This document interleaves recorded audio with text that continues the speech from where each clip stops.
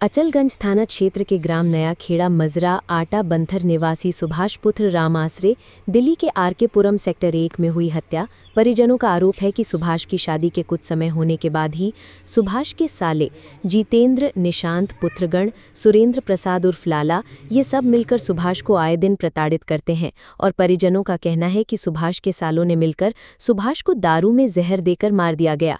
जब सुभाष ने 11 जून 2025 को अपने घर पे भाई व माँ से रो कर बताया कि मुझे यहाँ से बुला लो, नहीं ये सब लोग मिलकर मुझे मरवा देंगे।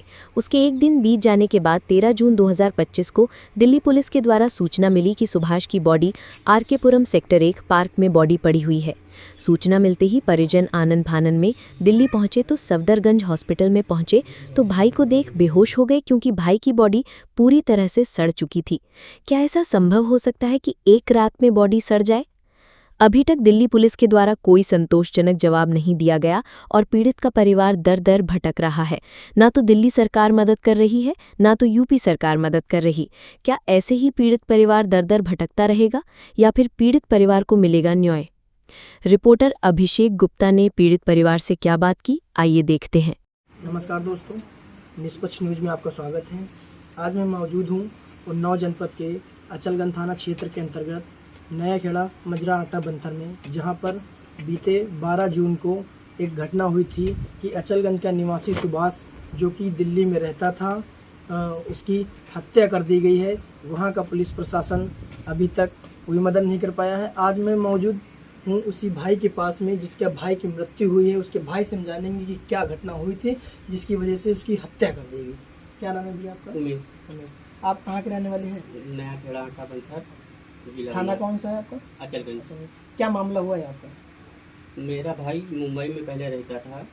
उसको ससुराल वाले ने उसकी बीवी और उसके दोनों साले टॉर्चर करके दिल्ली बुलाया। दिल्ली में 15 दिन तक रहा। उसके बाद उसके साले दोनों और बीवी मिलकर दबाव डाल के उसको दिल्ली बुला लिया। दिल्ली में 15 दिन तक रहा। उसके बाद अपने बहन को मेरे भाई के पास वहाँ लेके छोड़ दिया। वहाँ अपने रूम के सामने एक रूम दिलाया। फिर उसके बाद 3 महीने तक बीवी साथ में रही। तो भाई मेरा इतना परेशान रहता था सालों से और बीवी से, और फ़ोन करके मम्मी से बोलता था कि दोनों साले और बीवी हमको बहुत परेशान किए हैं, ये हमको गांव नहीं आने देते हैं और हम ज़्यादा दिन तक जीवित नहीं रह सकते हैं। उनको धमकी दी जाती है और मार देने की भी धमकी दी जाती थी कि ऐसी किन जगह। लोगों की द्वारा आपके भाई को जान से मारने की धमकी दी जाती थी? उसकी बीवी और भाई के द्वारा धमकी दी जाती थी। और 11 तारीख को मम्मी से बात हुई कि मम्मी हम घर 13 तारीख को आएंगे, और 12 तारीख को ये घटना हो गई, मर्डर कर दिया गया मेरे भाई का। किन लोगों के आपको शक है कि इन लोगों ने आपके भाई को मरवा दिया? पूरा शक है हमको। दोनों साले, मेरे भाई के साले और बीवी का हाथ है। क्या नाम है आपको सालों का और उसकी बीवी का? बीवी का नाम है प्रिया और छोटे वाले भाई का है निशांत नाम, और बड़े वाले भाई का है सूरज। मतलब ये दोनों जो साले हैं सुभाष के साले हैं? जी, दोनों भाई साले हैं। अच्छा, इसकी जानकारी आपको कब मिली, किस तारीख को मिली? हमको जानकारी 13 तारीख को 11 बजे पुलिस द्वारा जानकारी मिली कि आपकी भाई की बॉडी यहाँ पार्किंग में पड़ी है, उसकी मृत्यु हो चुकी है।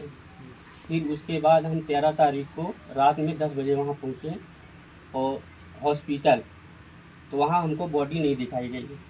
14 तारीख को जब पोस्टमार्टम के समय बॉडी दिखाई गई और वहाँ पे हम थाना पहुँचे, वहाँ की पुलिस कोई इंक्वायरी नहीं कर रही है। मतलब दिल्ली पुलिस के द्वारा अभी तक कोई मदद आपको नहीं मिली? कोई मदद नहीं मिली है। हम लोग बहुत परेशान हैं, बहुत गरीब हैं, कोई सुनवाई नहीं हो रही है। हम लोग जाएं तो कहाँ जाएं? अच्छा, वहाँ की माननीय मुख्यमंत्री अभी नवागत हैं रेखा गुप्ता जी, आप उनसे क्या कहना चाहेंगे? उनसे यही कहना चाहते हैं कि मेरे भाई का मर्डर हुआ है, हमको शासन प्रशासन से हमको न्याय मिलना चाहिए। न्याय मिलना चाहिए। जो दोषी हैं उन पर कठोर कार्रवाई होनी चाहिए। उस पर कठोर कार्रवाई होनी चाहिए। यही आप शासन प्रशासन से मदद चाहते हैं।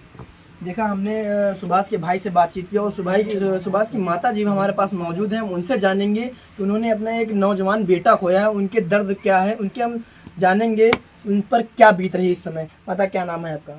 किशन कुमार। किशन कुमारी। माता जी, आपके लड़के की मृत्यु हो गई है, उसका कुछ कारण आपको पता है? जी पता का अब यही है कि हमारे लड़कों को ज़बरदस्ती वहाँ भेजा गया है। लड़का हमारा पहले बम्बई में रहता था और वहाँ पे जा कर के हमें लड़का को दोनों साले और मेहरिया बहुत परेशान कर दिया, जाकर मारा पीटा। साला मम्मी हम घर आ रहे हैं ना, तो उनका बच्चा चले जाओ, लेकिन भी आने नहीं दिया है। उसके बाद 12 तारीख को मार दिया। 11 को हमसे बात हुई। आपका बेटा 11 तारीख को क्या कह रहा था? 11 तारीख को कह रहा मम्मी हम घर आ जाएंगे, लेकिन उन्होंने आने नहीं दिया। साले कहला कि सोचे कि चले जाएंगे तो दोबारा आएगा नहीं। उसको 12 तारीख को शाम को मार दिया गया। बिना मान में हमारा बेटा काम किया, मार दिया गया। अच्छा, किन लोगों के द्वारा आपके बेटे को मार दिया गया? इनके भाई बहुरिया के सब मतलब लोग। सुभाष की पत्नी के हाँ भाई और पत्नी का भी कुछ हाथ, ऐसा कुछ है क्या इसमें? हाँ इसी को पत्नी का हाथ है। पत्नी का हाथ है मरवाने में। तो इसी क्या कैसे कैसी शादी हुई थी? लव मैरिज हुई थी या अरेंज मैरिज हुई थी? लव मैरिज में हुई थी। फिर उसके बाद क्या अरेंज मैरिज भी हुई थी? उसके बाद घर से शादी हुई थी? घर से शादी हुई, बारात हुई, सब कह देते थे क्या हम जानते थे हमारे बेटा को मार देंगे। अच्छा, आपको फिर ऐसा लग रहा है कि इन लोगों के द्वारा हाँ मरवा दिया गया आपको मरवा बेटे? दिया। तो अभी तक अच्छा दिल्ली पुलिस से कोई मदद मिली आप लोगों को? कोई मदद नहीं मिली है बेटा, कोई मदद अच्छा नहीं। दिल्ली पुलिस वहाँ की क्या करती है, कोई जानकारी है आपको?